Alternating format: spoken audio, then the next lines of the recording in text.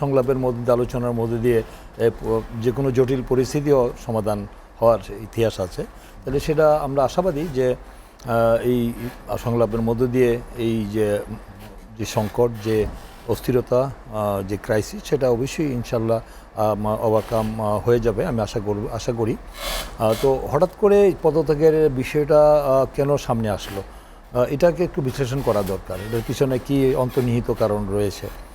যে জায়গায় আমাদের এই দীর্ঘ 9 মাস হয়ে গেল এই অন্তর্বর্তীকালীন সরকারের মেয়াদ, যে এটা তারা ব্যাপক জনপ্রিয়তা নিয়ে, গ্রহণযোগ্যতা নিয়ে, দেশি বিদেশি সমস্ত সমর্থন নিয়ে তারা এসছেন। তাদের কাছে মানুষের যে প্রত্যাশা, আশাকাঙ্ক্ষার অনেকটা বড় জায়গা মানে তৈরি হয়েছিল এই ফ্যাসিস্ট সরকারের পতনের পর। মানে সেটা জনগণ সেইটাই আশা করেছিল। কিন্তু সেখানে আমরা দেখলাম যে এই বিভিন্ন অজুহাতে মানে এই সংস্কার, বিচার, নির্বাচন এইগুলো নিয়ে মানে একটু জটিলতা সৃষ্টি করে মানে বিষয়টাকে মানে একটু প্রলম্বিত করার কারণে, দীর্ঘায়িত করার কারণে আমরা দেখতে পাচ্ছি যে একটি জটিলতা সৃষ্টি হচ্ছে। এবং এই যে আমাদের ওই অন্তর্বর্তীকালীন সরকারের যে প্রধান উপদেষ্টা ডক্টর মোহাম্মদ ইউনূস সাহেব, উনি তো শুধু বাংলাদেশের অহংকার গর্ব না, উনি পৃথিবী এতে সম্মানিত একজন ব্যক্তি। তার কাছে তো পুরো পৃথিবী তাকিয়ে আছে উনি কী করতে যাচ্ছেন, কী করছেন। তা ওনার কাছে উনি তো একটু তার রাষ্ট্র পরিচালনার অভিজ্ঞতা না থাকলেও তিনি একটি বড় প্রতিষ্ঠান চালিয়েছেন এবং তার এই মানুষের মানুষ কী চায় এবং রাজনৈতিক দলগুলি কী চায় এবং অতীতে কী ঘটনা ঘটেছে উনি সবই জানেন। দীর্ঘ 16 বছরে কি হয়েছিল, কি কারণে নির্বাচনের জন্যই তো মানে একটি অবাধ সুষ্ঠু নির্বাচনের জন্য এত প্রাণ, এত জীবন, এত আন্দোলন সংগ্রাম হয়েছে। আমরা জানেন যে এই আন্দোলন সংগ্রাম করতে গিয়ে তো এই সর্বশেষ তো বৈষম্যবিরোধী আন্দোলনে তো আমরা দেখেছি যে 16 বছর আন্দোলনের শেষ পর্যায়ে প্রায় 2000-এর মতো ছাত্র জনতা জীবন দিতে হয়েছে। আমাদের বিএনপি পরিবারে 422 জন জীবন দিয়েছে, মানে তারা শহীদ হয়েছে, আত্মাহুতি দিয়েছে। এবং দীর্ঘ 16 বছরে আমাদের 60 লক্ষ মানে আমাদের আসামি হয়েছে, 1.5 লক্ষ মামলা, প্রায় 3000-এর বেশি এক্সট্রা জুডিশিয়াল কিলিং যাকে বলে, বিচারবিধি হত্যাকাণ্ড হয়েছে।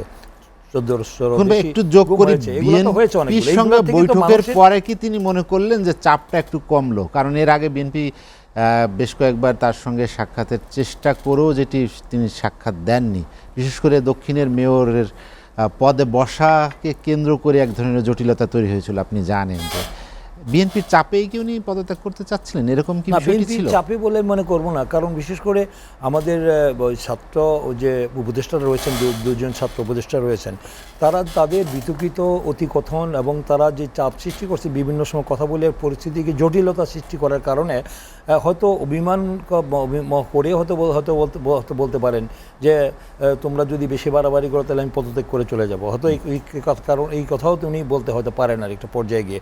তারপরে মনে হয় যে আবেগ দিয়া তো ওই জায়গাটা চলে, এই জায়গাটা তো অনেক সেন্সিটিভ জায়গা, সবাইকে নিয়ে আমার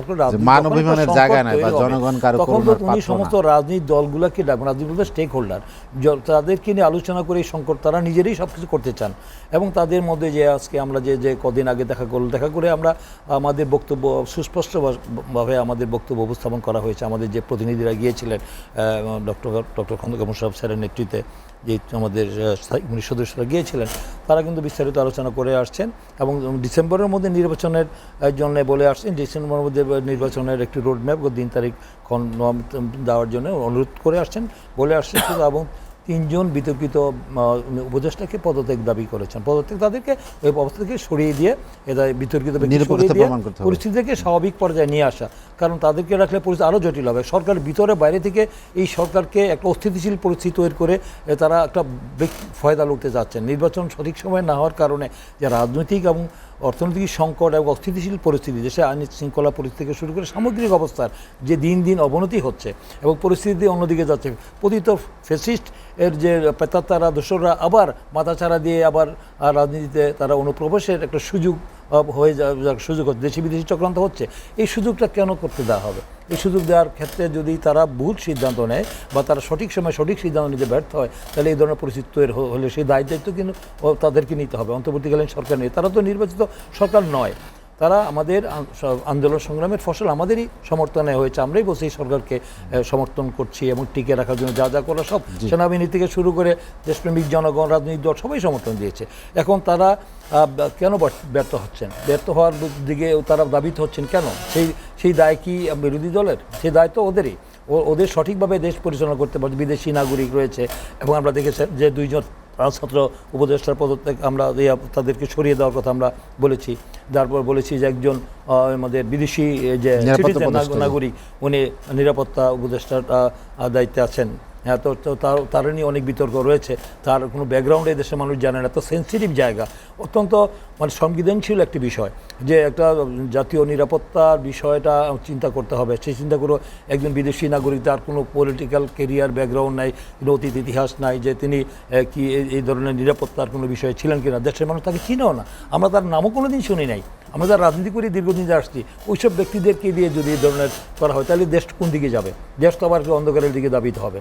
আমরা তো চাই যে দ্রুত এই সংকট, এই ক্রাইসিস স্বাভাবিক ফিরে এসে একমাত্র রাস্তা হলো যদি দ্রুত সময়ের মধ্যে নির্বাচনের তারিখ ঘোষণা করা হয়। ঘোষণাকারী করলে অনেক এই অস্থিতিশীল পরিস্থিতি স্বাভাবিক পর্যায়ে ফিরে আসবে। ডিসেম্বরের মধ্যে নির্বাচন দেওয়া হবে, মানে সবচেয়ে বুদ্ধিমানের কাজ হবে।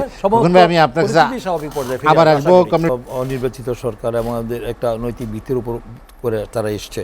এখন এটা তো এই মৌলিক বিষয় সিদ্ধান্ত নিতে হলে সেখানে অবশ্যই নির্বাচিত প্রতিনিধিরা, জনগণের নির্বাচিত এই রাষ্ট্রের মালিক, ভূখণ্ডের মালিক এদেশের জনগণ। তাই এইসব বিষয় নিতে গেলে রাজনৈতিক দলগুলোর সাথে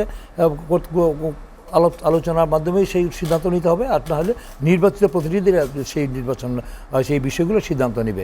তাদেরকে তো সেই ম্যান্ডেট জনগণ না দেওয়ার কারণে তাদের তো এই ধরনের বিষয়, তাদের যে ঔদ্ধত্য, তাদের যে দৃষ্টতা, এইসব বিষয় নিয়ে কথা বলা, এটাই মনে করি যে তাদের রাজনৈতিক যে তারা অর্বাচীন এবং রাজনৈতিক দূরদৃষ্টির অভাব, তারা যে একটা দেশে একটা অস্থিতিশীল পরিস্থিতিকে ঠেলে দিচ্ছে, এই ধরনের বক্তব্য দেওয়ার কারণেই একটা ক্ষোভের তৈরি হচ্ছে। আমরা অনেক ধৈর্য, সংযম, সহনশীলতার পরিচয় দিচ্ছি আমরা রাজনৈতিক দলগুলো। আমরা চাই যে আরেকটি সংকট যাতে রাষ্ট্রে তৈরি না হয় এবং আলোচনার মধ্যে আমরা আলোচনা করব, আমরা সমালোচনা করব।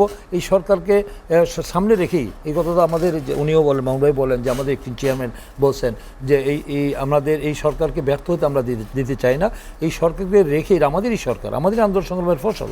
তাই এই সরকারের এই বিষয়গুলি তো আমাদের সাথে আলোচনা করবে, সেন্সিটিভ বিষয়গুলি আলোচনা করবে। তো এখন নির্বাচন কমিশন থেকে শুরু করে আমাদের যে করিডোর বলেন, আমাদের সমুদ্র বন্দর বলেন, আমাদের যে বিষয়গুলো নিয়ে আজকে জনমনে আমাদের মধ্যে যে ক্ষোভের একটা জায়গায় তৈরি হয়েছে, এই বিষয়গুলি তো মানে নিয়ে তারা যে মানে ইয়ে করছেন আর কি, মানে জট পাকাচ্ছে, এই যে প্রলম্বিত করছে তাদেরকে প্রতিষ্ঠা করার জন্য। তো এগুলো মানুষের বুঝতে আর বাকি নেই। তাই আমি মনে করব যে এই দীর্ঘায়িত না করে এই মানে নির্বাচনকে প্রলম্বিত করতে গেলে যে সমস্যাটা দেখা দিবে, যেটা বলছেন আমাদের সাইফুল ভাই, আমসালা দুটোই যেতে পারে, সেই দিকে কিন্তু আমরা দাবিত হতে যাচ্ছি, তাই না? সেই বিষয়গুলি নিয়ে আমার মনে হয় যে তাদেরকে এখনই দরকার লাগাম টেনে ধরা, এখনই লাগাম টেনে ধরা, যাতে পরিস্থিতিটা নিয়ন্ত্রণের বাইরে চলে না যায়। এই জন্য আমাদেরকে সকলকে আমাদের এই ব্যাপারে আরো সচেতন হতে হবে। আমরা চাই না বাংলাদেশে মানে এই দীর্ঘ আন্দোলনের পরে এই বিজয়ের পরে আবার একটা মানে দেশের আরেকটি সংকটের মুখে পড়ি। আর্মির চিফ যে ভূমিকা নিয়েছেন, যে তারা যে বিবৃতি দিয়েছেন, যে পদক্ষেপ নিয়েছেন, সত্যি এটা তারা দেশপ্রেমিক সেনাবাহিনীর ভূমিকা রেখেছেন। তা না হলে পরিস্থিতি আমরা যে আশঙ্কা করছিল জনগণ, যে একটি দেশ আবার অন্ধকারের দিকে দাবিত হচ্ছে, এরকম একটি মনে করেছিল। কিন্তু এখন আমরা একটু আলোর দেখতে পাচ্ছি, যে এখন একটা আলোচনার মাধ্যমে আসছে এই শুভবুদ্ধির এটা এই অন্তর্বর্তীকালীন সরকারের অ্যাডভাইজারদের হোক, এটা আমরা তাদের সহযোগিতা করতে চাই।